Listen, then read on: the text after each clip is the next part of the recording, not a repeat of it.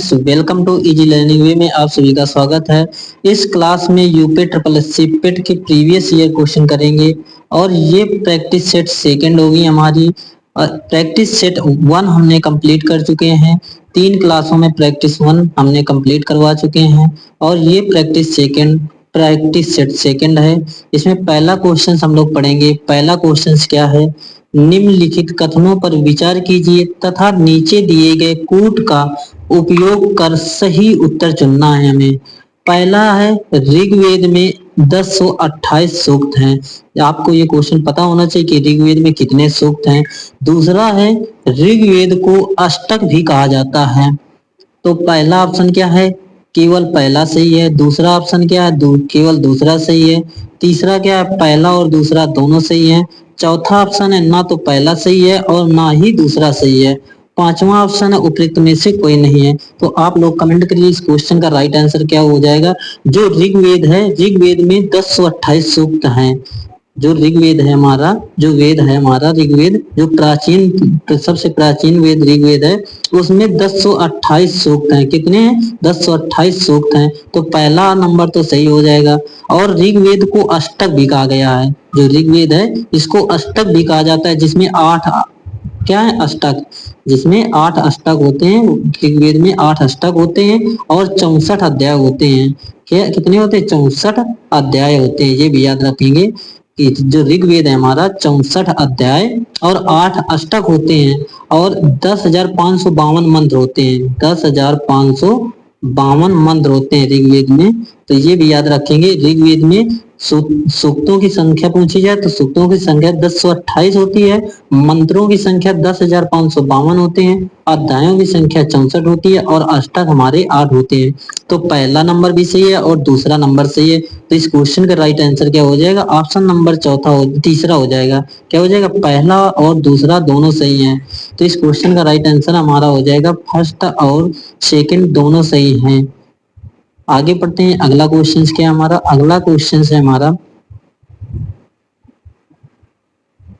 अगला क्वेश्चन पढ़ेंगे। अगला क्वेश्चन है पार्श्वनाथ की शिक्षाएं संग्रहित रूप से जानी जाती है। जो पार्श्वनाथ की शिक्षाएं हैं वो किस रूप में जानी जाती है? पहला है त्रिरत्न नाम से, दूसरा है पंच महाव्रत नाम से, तीसरा है पंचशील नाम से, चौथा है चतुर्थयाम नाम से और पांचवा उपयुक्त में से कोई नहीं। जो पार्श्वनाथ की शिक्षाएं होती हैं वो चतुर्थयाम नाम से जाना जाता है। चतुर्थ नाम से जाना जाता है। किस नाम से जाना जाता है? चतुर्थयाम नाम से जाना जाता है। और एक क्वेश्चन ये पूछा जाता है, जो पार्श्वनाथ है, जो पार्श्वनाथ है क्या है? जो पार्श्वनाथ हैं वो जैन धर्म के कौन से तीर्थकार हैं? जो पार्श्वनाथ हैं वो जैन धर्म के कौन से तीर्थकार हैं? तो 23वें तीर्थकार हैं। जो पार्श्वनाथ हैं 23वें तीर्थकार पार्श्वनाथ है। और 24वें तीर्थकार कौन है? 24वें तीर्थकार हैं महावीर स्वामी। कौन से हैं? 24वें तीर्थकार हैं महावीर स्वामी। महावीर स्वामी 24वें तीर्थकार, जैन धर्म के 24वें तीर्थकार। याद रखेंगे जैन धर्म के 24वें तीर्थकार कौन है? महावीर स्वामी। जैन धर्म के 24वें तीर्थकार महावीर स्वामी हैं। याद रखेंगे। मोस्ट इंपॉर्टेंट क्वेश्चन है। बहुत बार क्वेश्चन रिपीट हुआ है कि 24वें तीर्थकार जो जैन धर्म के हैं वो कौन से हैं? महावीर स्वामी हैं। तो इस क्वेश्चन का राइट आंसर क्या हो जाएगा? तो इस क्वेश्चन का राइट आंसर हो जाएगा चतुर्थयाम नाम से जाना जाता है पार्श्वनाथ को। और इसमें एक क्वेश्चन ये पूछ लिया जाता है कि जो पार्श्वनाथ है इसका प्रतीक क्या होता है? पार्श्वनाथ का प्रतीक पूछा जाए तो पार्श्वनाथ का प्रतीक होता है सर्प फण। क्या होता है? प्रतीक पूछा जाए तो सर्प फण होता है। मोस्ट इंपॉर्टेंट क्वेश्चन है। जो पार्श्वनाथ का प्रतीक होता है वो सर्प फण होता है। तो इस क्वेश्चन से कम 3 से 4 क्वेश्चन बन जाते हैं। आगे पढ़ते हैं। अगला क्वेश्चन क्या है? अगला क्वेश्चन है हमारा, निम्नलिखित में से कौन सा ग्रंथ उल्लेख करता है कि अशोक श्रीनगर कश्मीर का संस्थापक था? ये आपको बताना है कि अशोक श्रीनगर जो कश्मीर है, कश्मीर का संस्थापक कौन है? पहला ऑप्शन है दिव्यावदान, दूसरा ऑप्शन है महावंश, तीसरा है दीपवंश, चौथा है राजतरंगिणी और पांचवा है उपयुक्त में से कोई नहीं। तो आप लोग कमेंट करिए इस क्वेश्चन का राइट आंसर क्या हो जाएगा। तो इस क्वेश्चन का राइट आंसर क्या हो जाएगा? ऑप्शन नंबर चौथा हो जाएगा, क्या हो जाएगा? ऑप्शन नंबर चौथा हो जाएगा, राज तरंगड़ी कश्मीर का संस्थापक था। आगे पढ़ते हैं, अगला क्वेश्चन क्या है हमारा?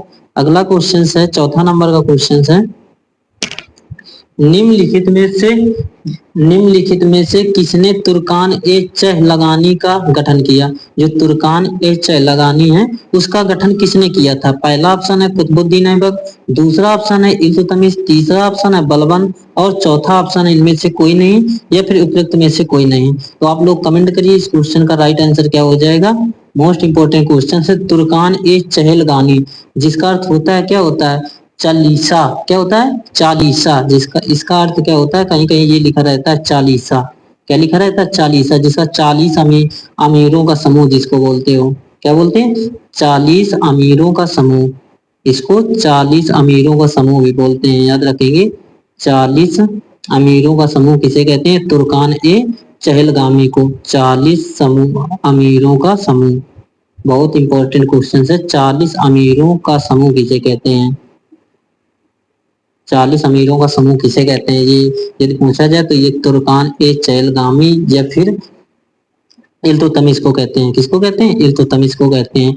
तो इसका गठन किसने किया था? इल्तुतमिश ने किया था।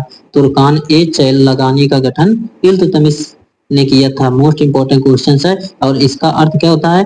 40 अमीरों का समूह भी इसको कहते हैं। तुर्कान ए चहलगानी को 40 अमीरों का समूह भी कहते हैं, याद रखेंगे। आगे बढ़ते हैं, अगला क्वेश्चन क्या है? अगला क्वेश्चन है हमारा, पानीपत का तीसरा युद्ध 1761 ईस्वी में किन पक्षों के बीच हुआ था? एक तो आपको ये याद रखना है कि पानीपत के कितने युद्ध हुए थे। तो पानीपत के 3 युद्ध हुए थे। पहला हुआ था हमारा 1526 ईस्वी में। कब हुआ था? 1526। दूसरा हुआ था 1556 ईस्वी में। कब हुआ था?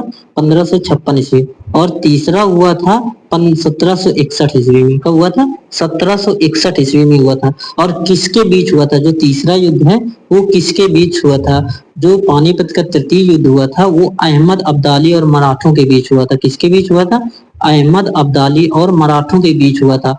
और इनमें विजय किसकी हुई थी? अहमद अब्दाली की विजय हुई थी और मराठे जो थे उनकी उनकी पराजय हो गई थी। ये भी याद रखेंगे कि विजय किसकी हुई थी? अब्दाली की हुई थी। अहमद शाह अब्दाली की विजय हुई थी। आगे बढ़ते हैं, अगला क्वेश्चन क्या है हमारा? छठा नंबर का क्वेश्चन है हमारा, भारतीय राष्ट्रीय कांग्रेस के निम्नलिखित अधिवेशनों में से किस अधिवेशन में बाल गंगाधर तिलक ने कहा था, स्वराज हमारा जन्मसिद्ध अधिकार है, मैं इसे लेकर रहूंगा? किस अधिवेशन में कहा था? कहा? तो ये मोस्ट इंपॉर्टेंट क्वेश्चन है। और ये कभी कभी क्वेश्चन पूछ लिया जाता, स्वराज मेरा जन्मसिद्ध अधिकार है, ये नारा किसने दिया था? तो ये नारा बाल गंगाधर तिलक ने दिया था। स्वराज मेरा जन्मसिद्ध अधिकार है, बाल गंगाधर तिलक ने कहा था। और ये किस अधिवेशन में कि ये कहा था? तो लखनऊ अधिवेशन 1916 में कहा था। कब कहा था? लखनऊ अधिवेशन 1916 में कहा था, स्वराज हमारा जन्मसिद्ध अधिकार है और इसे हम लेकर ही रहेंगे। मोस्ट इंपोर्टेंट क्वेश्चन है। तो इस क्वेश्चन का राइट आंसर क्या हो जाएगा? ऑप्शन नंबर पहला हो जाएगा। आगे पढ़ते हैं, अगला क्वेश्चन क्या है? अगला क्वेश्चन है मोस्ट इंपोर्टेंट क्वेश्चन है, सभी इंपोर्टेंट क्वेश्चन हैं। बम का दर्शन किसने लिखा था? पहला ऑप्शन है भगत सिंह, दूसरा है बीके दत्त, तीसरा ऑप्शन है भगवती चरण बोहरा, चौथा ऑप्शन है राम प्रसाद बिस्मिल और पांचवा ऑप्शन है उपयुक्त में से कोई नहीं। तो सातवां क्वेश्चन का आप लोग आंसर करिए। इस क्वेश्चन का आंसर क्या हो जाएगा? मोस्ट इंपोर्टेंट क्वेश्चन है। तो बम दर्शन किसने लिखा था? बम का दर्शन किसने लिखा था? तो इस क्वेश्चन का राइट आंसर हो जाएगा ऑप्शन नंबर तीसरा हो जाएगा, भगवती चरण बोहरा। क्या हो जाएगा? भगवती चरण बोहरा। इस क्वेश्चन का राइट आंसर हो जाएगा।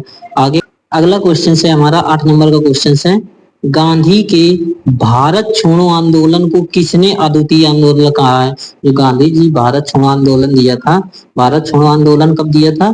9 अगस्त 1942 में। भारत छोड़ो आंदोलन 9 अगस्त 1942 को दिया था। ये भी याद रखेंगे, कहीं कहीं 8 अगस्त भी लिखा जाए। 8 से 9 अगस्त 1942 में भारत छोड़ो आंदोलन शुरुआत महात्मा गांधी द्वारा किया गया था।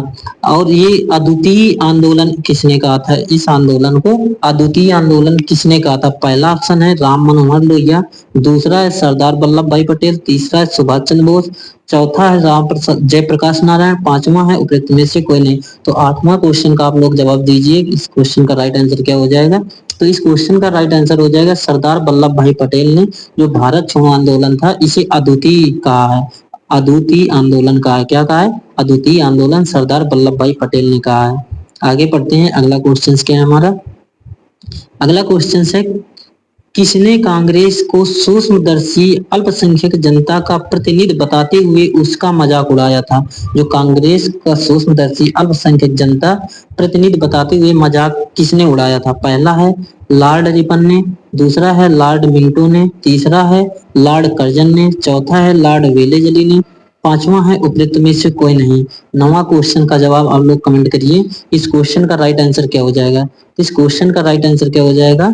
ऑप्शन नंबर चौथा हो जाएगा, लास्ट हो जाएगा, उपयुक्त में से कोई नहीं। क्या हो जाएगा? जो लॉर्ड डफरिन थे, कौन थे? लॉर्ड डफरिन, लॉर्ड डफरिन थे, लॉर्ड डफरिन ने इसका मजाक उड़ाया था। कांग्रेस सूक्ष्मदर्शी है, अल्पसंख्यक है, जनता प्रतिनिधि बताते हुए इसका मजाक उड़ाया था। किसने उड़ाया था? लॉर्ड डफरिन ने। याद रखेंगे, लॉर्ड डफरिन ने। तो इस क्वेश्चन का राइट आंसर क्या हो जाएगा? ऑप्शन नंबर लास्ट हो जाएगा, उपयुक्त में से कोई नहीं, क्योंकि इन ऑप्शनों में लॉर्ड डफरिन कहीं नहीं दिया गया। तो इस क्वेश्चन का राइट आंसर हो जाएगा ऑप्शन नंबर 5वां, उपयुक्त में से कोई नहीं। और कभी कभी क्वेश्चन पूछ लिया जाता है कि कांग्रेस की स्थापना कब हुई थी? क्या पूछ लिया जाता है? कांग्रेस की स्थापना। यदि कांग्रेस की स्थापना पूछा जाए, कांग्रेस की स्थापना कब हुई थी, तो 28 दिसंबर कब हुई थी? 28 दिसंबर 1885 में हुई थी। मोस्ट इंपॉर्टेंट है, कांग्रेस की स्थापना 28 दिसंबर 1885 ईस्वी में हुए थे। जब और भारत के गवर्नर जनरल कौन थे? लॉर्ड डफरिन थे। उस समय कौन थे? लॉर्ड डफरिन थे। आगे बढ़ते हैं, अगला क्वेश्चन क्या है? अगला क्वेश्चन है हमारा 10 नंबर का क्वेश्चन है, निम्नलिखित में से कौन सा भारतीय राष्ट्रीय कांग्रेस का अध्यक्ष था जब पूर्ण स्वराज का प्रस्ताव पारित हुआ था? पहला ऑप्शन है दादा भाई नौरोजी, दूसरा है जवाहरलाल नेहरू, तीसरा है लाला लाजपत राय, चौथा है सुरेंद्र नाथ बनर्जी, पांचवा ऑप्शन है उपयुक्त में से कोई नहीं। तो आप लोग कमेंट करिए इस क्वेश्चन का राइट आंसर क्या हो जाएगा? इस क्वेश्चन का राइट आंसर हो जाएगा, अभी हमने पीछे बताया था, जवाहरलाल नेहरू। कौन थे? पंडित जवाहरलाल नेहरू भारतीय राष्ट्रीय कांग्रेस के अध्यक्ष थे। जो पूर्ण स्वराज का प्रस्ताव पारित किया था, पंडित जवाहरलाल नेहरू थे। कौन थे? पंडित जवाहरलाल नेहरू थे। आगे पढ़ते हैं, अगला क्वेश्चन क्या है? अगला क्वेश्चन है हमारा, निम्नलिखित देशांतरों में कौन सा भारत का प्रमाणिक मध्यांतर रेखा कहलाता है? पहला ऑप्शन है 87 डिग्री 30 डिग्री पूर्वी, दूसरा है 85 डिग्री 30 मिनट पूर्वी, तीसरा ऑप्शन है 84 डिग्री 30 मिनट पूर्वी, चौथा है 82 डिग्री 30 मिनट पूर्वी, और लास्ट है उपयुक्त में से कोई नहीं। तो 11 नंबर का आंसर क्या हो जाएगा?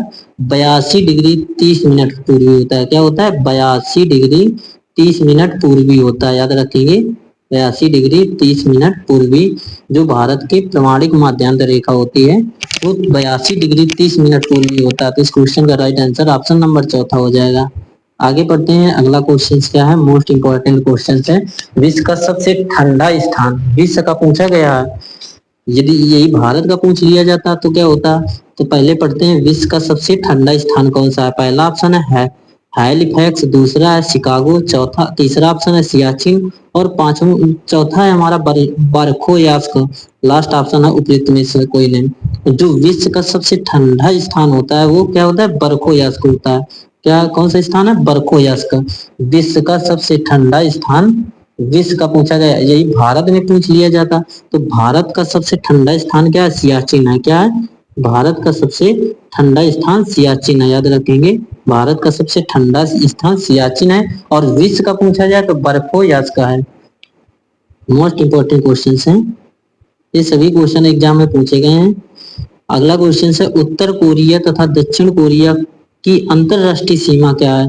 पहला ऑप्शन है 25 डिग्री उत्तर अक्षांश उत्तरी अक्षांश, दूसरा 33 डिग्री उत्तरी अक्षांश, तीसरा ऑप्शन है 38 डिग्री उत्तरी अक्षांश, और चौथा ऑप्शन है 48 डिग्री अक्षांश, और लास्ट ऑप्शन है उपयुक्त में से कोई नहीं। 13 नंबर क्वेश्चन का आंसर क्या हो जाएगा? ऑप्शन नंबर तीसरा हो जाएगा। क्या हो जाएगा? 38 डिग्री उत्तरी अक्षांश जो होता है, जिसे उत्तरी वियतनाम तथा दक्षिणी वियतनाम के बीच में स्थित है। क्या है? आगे पढ़ते हैं, अगला क्वेश्चन क्या है? अगला क्वेश्चन है हमारा, निम्नलिखित में से किस नदी में माजुली नदी द्वीप स्थित है? मोस्ट इंपॉर्टेंट क्वेश्चन है। जो माजुली नदी द्वीप है वो किस द्वीप में स्थित है? पहला है कृष्णा, दूसरा है ब्रह्मपुत्र नदी, तीसरा है गोदावरी, चौथा है सिंधु नदी और लास्ट है उपयुक्त में से कोई नहीं। तो आप लोग कमेंट करिए जो माजुली नदी द्वीप है वो किस नदी में स्थित है। तो इस क्वेश्चन का राइट आंसर क्या हो जाएगा? ब्रह्मपुत्र नदी जो है उस पर माजुली नदी द्वीप स्थित है। याद रखेंगे जो ब्रह्मपुत्र नदी में माजुली नदी द्वीप स्थित है। आगे बढ़ते हैं। अगला क्वेश्चन क्या है हमारा? अगला क्वेश्चन है निम्नलिखित में से किस राज्य में तांबा का सबसे अधिक भंडार है? सबसे अधिक बताना है कि तांबा सबसे अधिक कहाँ पाया जाता है? बिहार में पाया जाता है या फिर पाया जाता है झारखंड या फिर कर्नाटक या फिर राजस्थान या फिर उपयुक्त में से कोई नहीं। सबसे ज्यादा आपको ये बताना है कि तांबा किस स्थान पर पाया जाता है। तो तांबा सबसे ज्यादा राजस्थान में पाया जाता है। कहाँ पाया जाता है? सबसे ज्यादा राजस्थान में तांबा पाया जाता है। आगे पढ़ते हैं। अगला क्वेश्चन क्या है? अगला क्वेश्चन है भारत को एक संविधान देने का प्रस्ताव संविधान सभा द्वारा पारित किया गया था। कब पारित किया गया था? जो भारत का एक संविधान देने का प्रस्ताव था वो संविधान सभा द्वारा कब पारित किया गया था? पहला ऑप्शन है जनवरी 22 जनवरी 1946 को, दूसरा ऑप्शन है 22 जनवरी 1947 को, तीसरा है 20 फरवरी 1947 को, चौथा ऑप्शन है 26 जुलाई 1946 को और लास्ट ऑप्शन है उपयुक्त में से कोई नहीं। तो आप लोग कमेंट करिए इस क्वेश्चन का राइट आंसर क्या हो जाएगा। तो इस क्वेश्चन का राइट आंसर हो जाएगा 22 जनवरी 1947 को पारित करने पारित किया गया था। कब पारित किया गया था? जो संविधान सभा द्वारा पारित किया गया था वो 22 जनवरी 1947 को पारित किया गया था। मोस्ट इंपोर्टेंट क्वेश्चन है। 22 जनवरी 1947 को भारत का जो एक संविधान देने का प्रस्ताव था वो संविधान सभा द्वारा पारित किया गया था 22 जनवरी 1947 को। आगे पढ़ते हैं।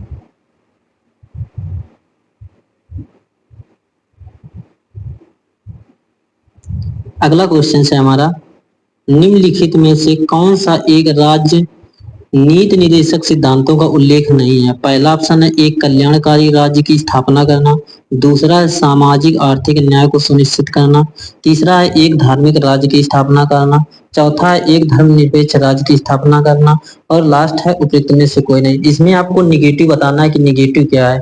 तो इन पांचों ऑप्शनों में निगेटिव क्या है? जो तीसरा नंबर का ऑप्शन है एक धार्मिक राज्य की स्थापना करना, ये सिद्धांतों नीति निर्देशक के सिद्धांतों में नहीं आता। क्या नहीं आता? एक धार्मिक राज्य की स्थापना करना ये नीति निर्देशक राज्य में नहीं आता, इसका उद्देश्य नहीं है। तो इस क्वेश्चन का राइट आंसर क्या हो जाएगा? एक धार्मिक राज्य की स्थापना करना। ऑप्शन नंबर तीसरा इस क्वेश्चन का राइट आंसर हो जाएगा। आगे पढ़ते हैं। अगला क्वेश्चन क्या है हमारा? अगला क्वेश्चन है केंद्र एवं राज्यों के बीच वैधानिक शक्तियों का बंटवारा दिया हुआ है। इसमें बंटवारा दिया गया? पांचवी अनुसूची में कि छठी अनुसूची में, नवीं अनुसूची में या कि आठवीं अनुसूची में या फिर उपयुक्त में से कोई नहीं। ये बताना है जो केंद्र एवं राज्यों के बीच वैधानिक शक्तियों का बंटवारा हुआ है वो किस अनुसूची में हुआ है। तो आप लोग कमेंट करिए। तो इस क्वेश्चन का राइट आंसर क्या हो जाएगा? उपयुक्त में से कोई नहीं। ना तो इसमें हुई है, ना तो इस अनुसूची में, ना तो इस अनुसूची में, ना तो इस अनुसूची में हुई है। तो इस क्वेश्चन का राइट आंसर क्या हो जाएगा? लास्ट ऑप्शन हो जाएगा उपयुक्त में से कोई नहीं। आगे पढ़ते हैं। अगला क्वेश्चन क्या है हमारा? अगला क्वेश्चन है निम्नलिखित में से कौन सर्वोच्च न्यायालय का के तदर्थ या एड हॉक न्यायाधीशों की नियुक्त करता है? पहला ऑप्शन है राष्ट्रपति, दूसरा है प्रधानमंत्री, तीसरा है गृह मंत्री, चौथा है राष्ट्रपति की सहमति से भारत का मुख्य न्यायाधीश और लास्ट है उपयुक्त में से कोई नहीं। जो 19 नंबर का क्वेश्चन का राइट आंसर क्या हो जाएगा? राष्ट्रपति की सहमति से भारत का मुख्य न्यायाधीश जो होता है वो एड हॉक न्यायाधीशों की नियुक्त करता है। इसकी एड हॉक न्यायाधीशों की नियुक्ति करता है। राष्ट्रपति की सहमति से भारत का जो मुख्य न्यायाधीश होता है उनकी नियुक्ति करता है। आगे पढ़ते हैं। अगला क्वेश्चन क्या है हमारा? 20 नंबर का क्वेश्चन है। मोस्ट इंपोर्टेंट क्वेश्चन है। भारत में राष्ट्रीय पंचायती राज दिवस कब मनाया जाता है? 26 जनवरी को या फिर 2 अक्टूबर को या फिर 21 अप्रैल को या फिर 24 अप्रैल को या फिर लास्ट है उपयुक्त में से कोई नहीं। जो पंचायती राज दिवस होता है वो 24 अप्रैल को मनाया जाता है। कब मनाया जाता है? 24। और 2 अक्टूबर को गांधी जी का जन्म दिवस मनाया जाता है। कब मनाया जाता है? गांधी जी का जन्म दिवस मनाया जाता है। और 26 जनवरी को गणतंत्र दिवस मनाया जाता है। क्या मनाया जाता है? गणतंत्र दिवस। और 15 अगस्त को स्वतंत्रता दिवस मनाया जाता है। 15 अगस्त को स्वतंत्रता दिवस मनाया जाता है। आगे पढ़ते हैं, अगला क्वेश्चन क्या है, और क्वेश्चन बचे हैं, ज्यादा नहीं है, 25 क्वेश्चन करेंगे इस क्लास में। अगला क्वेश्चन है लंबाई की सबसे छोटी इकाई बताना है। माइक्रोन है कि नैनोमीटर है कि फर्मीमीटर है कि मिलीमीटर है। तो हम आपको बता दें, एक माइक्रोन में कितने मीटर होते हैं, तो एक माइक्रोन में 10 की घात माइनस 6 मीटर होते हैं। बहुत क्वेश्चन पूछा जाता है कि एक माइक्रोन में कितने मीटर होते हैं, तो एक माइक्रोन में 10 की घात माइनस 6 मीटर होते हैं। एक नैनोमीटर में कितने मीटर होते हैं, 10 की घात माइनस 9 मीटर होते हैं। एक नैनोमीटर बराबर 10 की घात माइनस 9 मीटर होता है। एक थर्मीमीटर का आ जाए तो एक थर्मी में 10 की घात माइनस 15 मीटर होते हैं। कितने होते हैं? 10 की घात माइनस 15 मीटर होते हैं। और मिलीमीटर में 10 की पावर माइनस 3 मीटर होते हैं। 10 की पावर माइनस 3 मिलीमीटर होते हैं। एक क्वेश्चन और पूछा जाता है कि एक एंगस्ट्रॉम में कितने मीटर होते हैं, एक एंगस्ट्रॉम में 10 की पावर माइनस 10 मीटर होते हैं। मोस्ट इंपॉर्टेंट क्वेश्चन है। तो इस क्वेश्चन को ये बताना है, इस क्वेश्चन में ये बताना है कि सबसे छोटी इकाई जो लंबाई की है वो कौन सी है। तो सबसे छोटी इकाई होती है फर्मी मीटर होती है। क्या क्या कौन सी होती है? लंबाई की सबसे छोटी इकाई फर्मी मीटर होती है।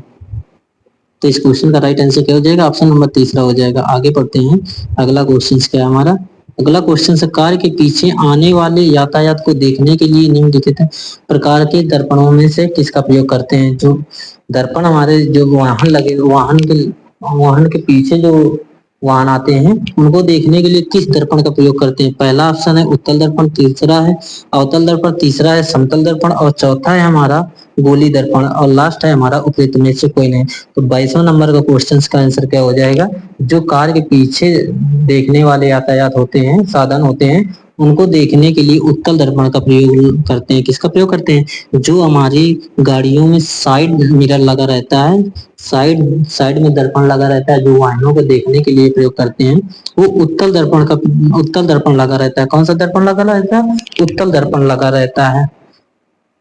आगे पढ़ते हैं, अगला क्वेश्चन क्या है हमारा। अगला क्वेश्चन है, हड्डियों के अंधेरे में चमकने का कारण क्या है। हड्डियों के अंधेरे में चमकने का कारण बताना है कि क्या कारण है। पहला ऑप्शन है हड्डियों में लाल फास्फोरस की उपस्थित होती है। बिल्कुल गलत, लाल फास्फोरस नहीं होता है। दूसरा है वायु के संपर्क में सफेद फास्फोरस का धीमी गति का वहन हो सकता है, क्योंकि सफेद फास्फोरस होता है हड्डियों में। तीसरा ऑप्शन है सफेद फास्फोरस का लाल फास्फोरस में परिवर्तन। गलत। चौथा ऑप्शन है लाल फास्फोरस का सफेद फास्फोरस में परिवर्तन। गलत। तो इस क्वेश्चन का राइट आंसर क्या है? दूसरा ऑप्शन हो जाएगा। जो वायु के संपर्क में सफेद फास्फोरस होता है वो धीमी गति से वाहन जो होता है उस हड्डियों के चमकने का वही कारण होता है। तो इस क्वेश्चन का राइट आंसर ऑप्शन नंबर दूसरा हो जाएगा। आगे पढ़ते हैं, अगला क्वेश्चन क्या है। 2 क्वेश्चन और हम करेंगे। अगला क्वेश्चन है, त्रिकोष्ठी हृदय पाया जाता है। जो त्रिकोष्ठी हृदय है वो कहाँ पाया जाता है, किस में पाया जाता है। पहला स्तनधारियों में, दूसरा है पक्षियों में, तीसरा ऑप्शन है उभयचरों में और चौथा ऑप्शन है मछलियों में और लास्ट ऑप्शन है उपयुक्त में से कोई नहीं। जो त्रिकोष्ठी हृदय है वो कहाँ पाया जाता है, आप लोग कमेंट करिए। तो जो त्रिकोष्ठी है वो उभयचरों में पाया जाता है। जो उभयचर प्राणी होते हैं उसमें त्रिकोष्ठी हृदय पाया जाता है। तो इस क्वेश्चन का राइट आंसर ऑप्शन नंबर तीसरा हो जाएगा। आगे पढ़ते हैं, अगला क्वेश्चन क्या है और लास्ट क्वेश्चन है हमारा। आज के लिए इतने ही क्वेश्चन करेंगे। जो साल का टीका निम्नलिखित में से किस व्यास से संबंधित है। ये प्रैक्टिस सेट में फर्स्ट में क्वेश्चन मिला था। जो प्रैक्टिस सेट हमने पहला कराया है उसमें ये क्वेश्चन मिला था। जो साल का टीका है वो किस से संबंधित है। पहला है चेचक, दूसरा है टिटनेस, तीसरा है टीबी और चौथा है पोलियो। तो हमने बताया था जो जान साल टीके की खोज किसने की थी, पोलियो टीके की खोज की थी। किसने किसने की थी? पोलियो टीके की खोज जान साल्क ने किया था। तो याद रखेंगे, पोलियो टीके की खोज जान साल्क ने किया था। यदि इसी में एक क्वेश्चन पूछा जाए चेचक की खोज किसने की थी, तो एडवर्ड जेनर ने किया था। किसने किया था? एडवर्ड जेनर ने किया था। याद रखेंगे, एडवर्ड जेनर ने चेचक की खोज की थी। और टीबी की खोज करता पूछ लिया जाए तो टीबी की ड्यूरिन व कालमेट ने किया था। किसने किया था? ग्यूरिन ने। याद रखेंगे, ग्यूरिन या फिर कॉलमेट। किसने किया था? कॉलमेट। ये 2 वैज्ञानिक थे जो टीबी की खोज की थी। और एक क्वेश्चन पूछ लिया जाता है इंसुलिन की खोज किसने की थी। मोस्ट इंपोर्टेंट है, इंसुलिन की खोज किसने की थी। इंसुलिन की खोज करता बैटिंग ने की थी। किसने की थी? बैटिंग ने। याद रखेंगे, मोस्ट इंपोर्टेंट है। तो आज के लिए क्वेश्चन इतने ही रखते हैं, मिलते हैं नेक्स्ट क्लास में। यदि क्लास अच्छी लगी तो क्लास को लाइक शेयर जरूर करिए। मिलते हैं नेक्स्ट क्लास में। Bye bye, take care.